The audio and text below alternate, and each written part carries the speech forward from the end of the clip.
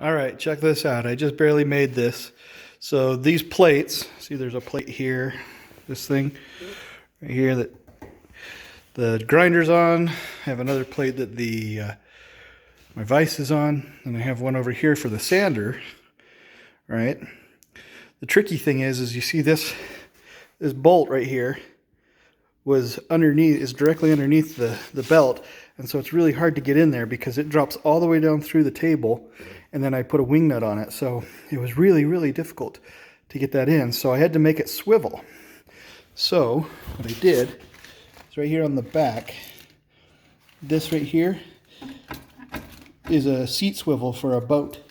See, and so I can release it like that, and then it will swivel, and I can actually also turn it so that I can get the bolt in, but I can also turn it so that I am working on the upstroke of the grinder as opposed to the downstroke of the grinder. So I think that's pretty cool, pretty ingenious, I'd have to say.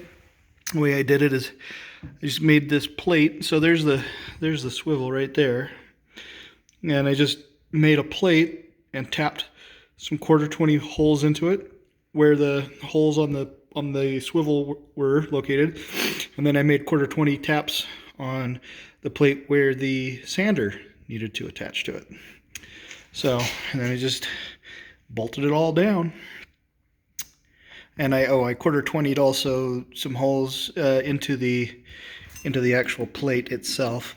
So that's what this one right here is. That one's actually tapped into this so that it stays.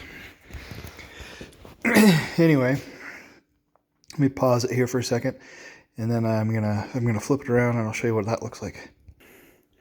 All right, now I got it flipped around. You can see that it's flipped the opposite direction, which makes it possible for me to get to that bolt a lot easier. And also you can see that it's now working on the downstroke, or this is the upstroke actually on this because it rotates that direction. But yeah, and then you can see here a little bit better, there's the seat swivel, and there's a spring right there, and you just pull it out, you see, and then you can turn it all the way around and then lock it back in. There you go. Pretty sweet.